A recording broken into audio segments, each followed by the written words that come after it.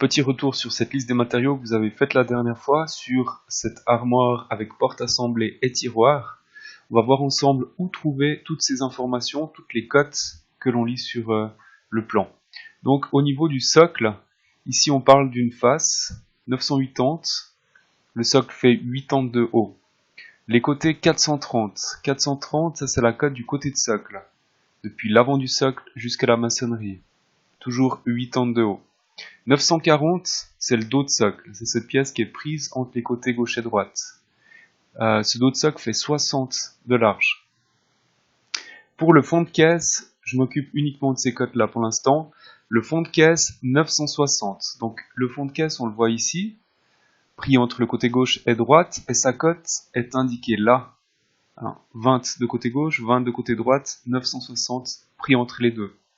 440, ce sont les largeurs de tous les éléments de caisse qui s'arrêtent au dos. Donc 440 depuis l'avant de la caisse jusqu'au dos de caisse. Ensuite les côtés 1920, 1920 on a cette cote ici. Le côté part du haut et vient jusqu'en bas de la caisse. 1920 part, alors pas 440 mais 450, là on a un petit peu plus, puisque le côté lui a une battue qui accueille le dos de caisse. Donc 450 côté de caisse. La séparation verticale, 1880, c'est cette séparation qui est là, qui est prise entre le dessus et le fond. Alors, il s'agit d'une cote qui est à l'intérieur du meuble, on a le dessus, on a le fond. Là entre deux, 1880, c'est la dimension de cette séparation verticale. 440, comme tout à l'heure, cette séparation arrive contre le dos de caisse, donc 440. Par contre, le dessus, lui, va jusqu'au mur, 450. Le dessus a aussi une petite battue pour accueillir le dos. Donc 450, même dimension que les côtés. Et puis ce dessus fait 960, 960, parce que là aussi, alors est-ce que c'est une bonne idée ou pas, mais on l'a mis entre les côtés de meubles. On aurait pu faire un onglet, puis il aurait fait 1000. Là, il fait 960. C'est toujours cette cote qui est là. Séparation horizontale, attention, il y a deux séparations horizontales. Pour chacune d'elles, une à l'aise, donc au total 2 à l'aise. 470, 470. Donc entre le côté gauche et la séparation, 470 pour la partie droite. Par 440, là aussi 440, puisqu'il s'agit d'un élément qui est contre le dos. Les rayons un petit peu plus courts, 468, 1 mm de chaque côté pour le jeu, et 435 de profondeur. Le dos, 1913 par 986. Alors, 986, on les voit là. 1913, ça c'est notre résultat final. On veut que la veine soit sur la grande dimension. Attention, c'est un bois croisé qui est replaqué. On est obligé de croiser justement les dimensions. Les inverser ici, c'est le débitage à l'âge trivique du bois croisé. Et puis ça, c'est le résultat final. Donc c'est les informations pour le débitage du plaquage. Attention pour le tiroir en multipli érable. Donc finition d'usine, on ne va pas le replaquer. Les côtés de tiroir, 410. 410 et 150 de large. Ces côtés de tiroir, on les voit en parement, faux parement, l'extérieur comme à l'intérieur quand on tire le tiroir, donc il faudra que ces panneaux soient de qualité AA. Par contre, pour la face et le dos, là on peut se permettre de la qualité AB. Par exemple pour le dos, on aura une qualité A à l'intérieur du tiroir et B à l'extérieur, à l'arrière du tiroir. Donc, face dos, 428, 428, on l'a ici, 428, donc j'ai le côté gauche, le côté droite, là entre deux, j'ai la dimension du dos et de la face de tiroir, par 130, 130, la face, le dos font 130. Le fond de tiroir, 438 par 410, voilà les dimensions du fond. La veine est sur la largeur, sur les 438. Donc, fond de tiroir, 438, 410 par 5 mm. Là aussi, qualité AB, A en haut, B en bas. Pour la face applique, 496, c'est la dimension des faces, 496 par 200. La cote est ici. Attention pour l'alésage.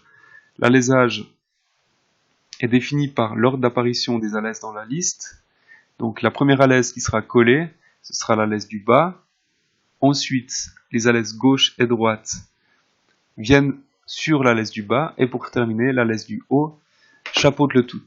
Mais pour faire votre schéma, vous commencez par tracer l'alèse du haut, ensuite les alèses gauche et droite, et on termine par l'alèse du bas. C'est beaucoup plus facile de les dessiner du bas vers le haut.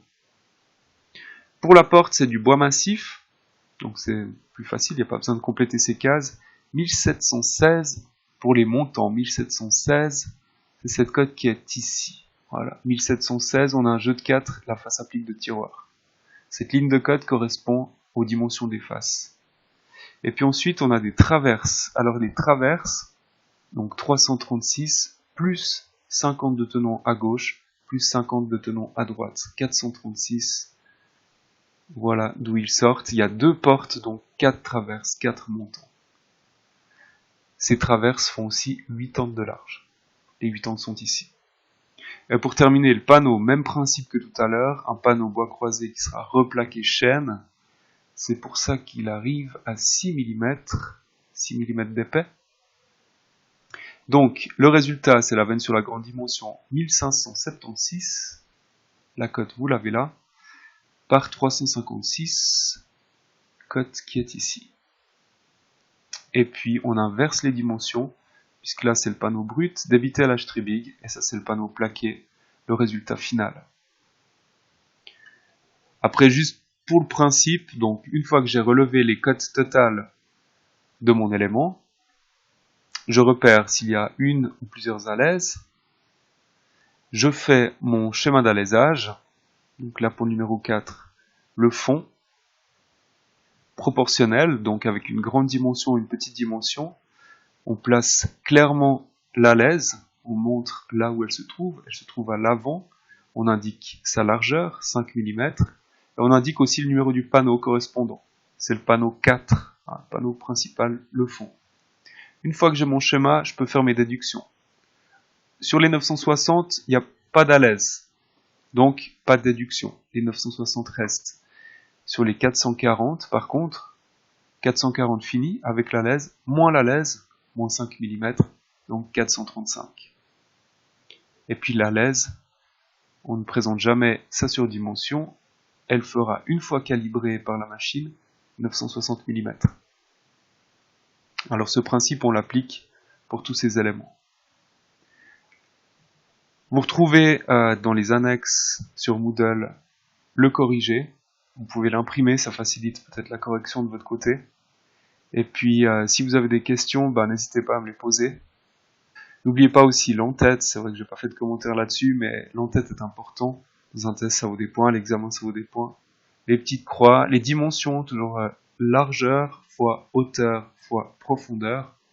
C'est important aussi l'ordre, votre prénom, la date, etc., etc.